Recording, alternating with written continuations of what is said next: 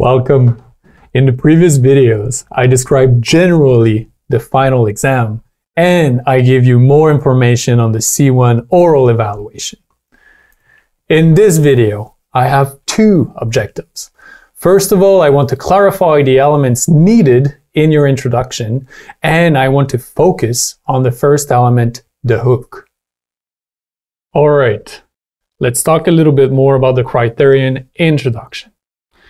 The ministry rubric allocates 5 points out of 50 for the introduction.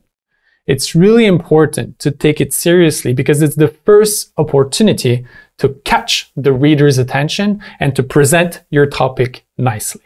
So how do you get 5 points? Well, you need to present it, you need to take a firm position, and most importantly, you need to be revetting. Revetting is a very powerful adjective to show that you're captivating, you're interesting, you're bringing curiosity into the text. So very important. You fall into a B. So we're talking about 4 out of 5. When you're still presenting the topic, you're taking a firm position, but you're engaging. You see, the adjective is different. It's a little bit weaker, still interesting, but not as much. C, we're talking about 3 points out of 5, obviously. The two first points are the same. Presents topic, takes a firm position, because your introduction needs it. But sometimes the way you present it is a little bit awkward, maybe a little bit dull, maybe repetitive, so you have to watch out. You still pass because you present the topic and you take a firm position, but you need to be interesting, engaging, revetting. And obviously, D and E, so we're talking about 2 and 1 out of 5. Well, in this case, your introduction has not a position, or you did not present the topic correctly, or it's even confusing. And the E here, maybe your text does not even have a conclusion, an introduction. So, if we recap, there are 3 main elements that you need to remember for your introduction. First of all, your topic. You need to present it. Your position. You need to take a firm position. And the audience. You need to catch the reader's attention.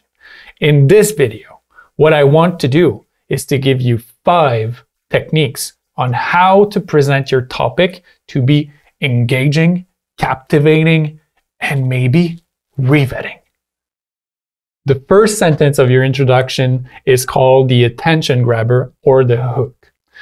The first technique to write a powerful hook is called asking a question.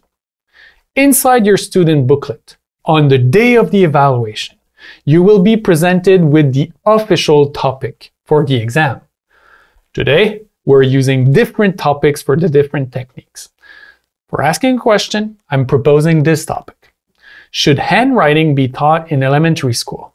If you're not too sure what is handwriting, well, look at this. This is called handwriting. Oh my God.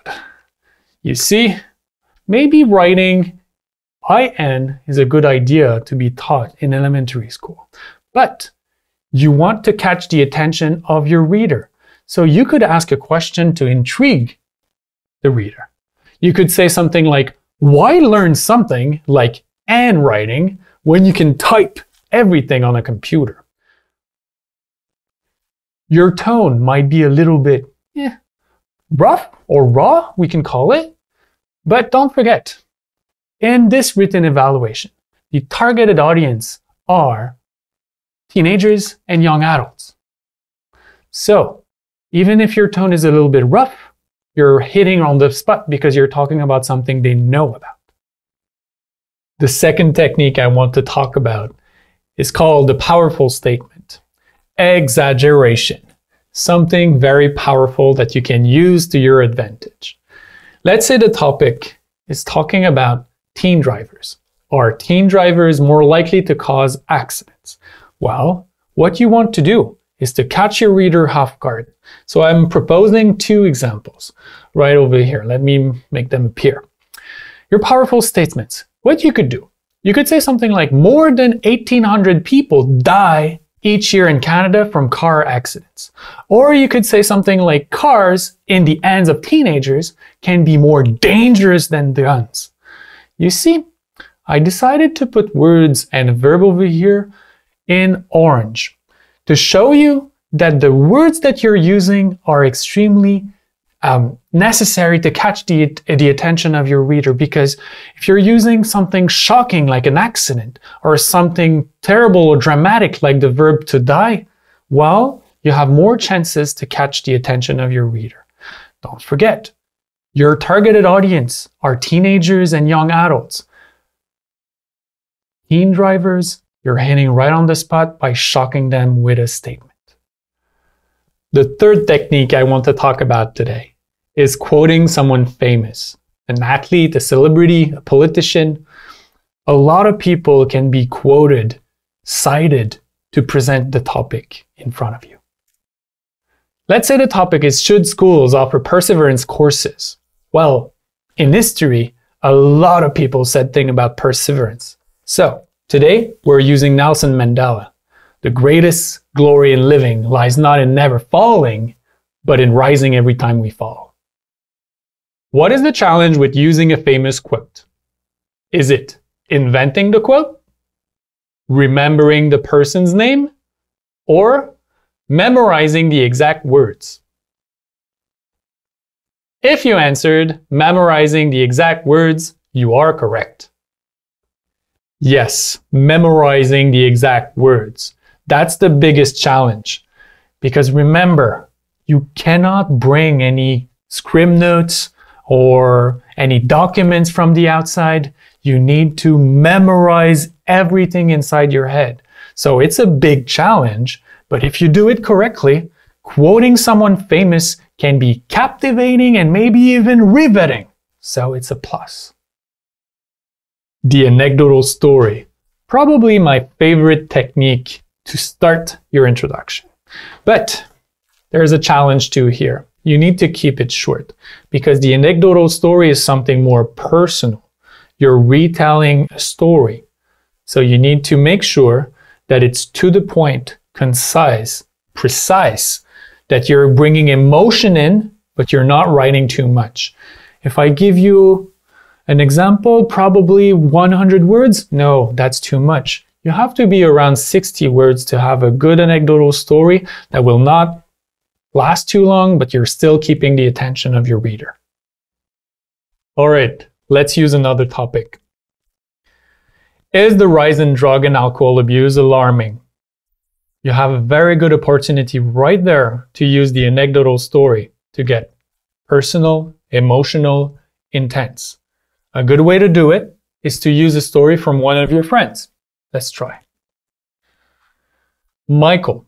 My friend Michael started using drugs when he was only 12 years old. In just a few years, he went from weed to a cocktail of acid and methamphetamines. At some point, he lost his job and became homeless. It had to stop. Very intense, very emotional. You're giving your reader a reason to continue reading. Let's try with another example, with the character Stella. When Stella was 11 years old, she came back from school one day only to find her mother on the kitchen floor. Her mother had overdosed on heroin and no one was around to administer naloxone. Just like that, Stella was an orphan.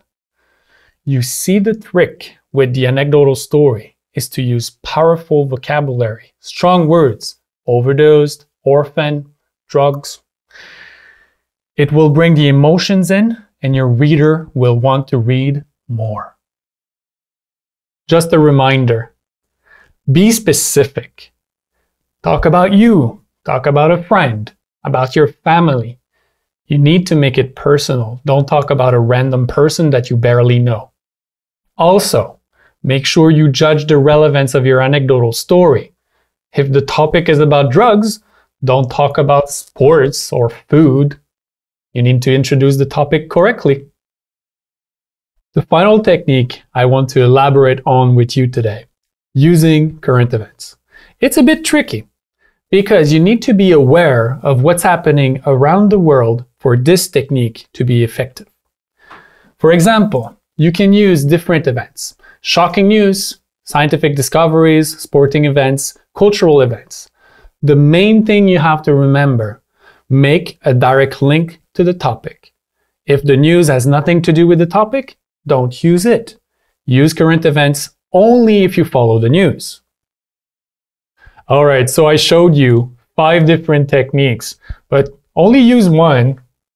And remember, the attention grabber, the hook, it's only the first part of the introduction. Be sure to watch part 4 of the series to learn more about writing an effective thesis statement for a complete introduction.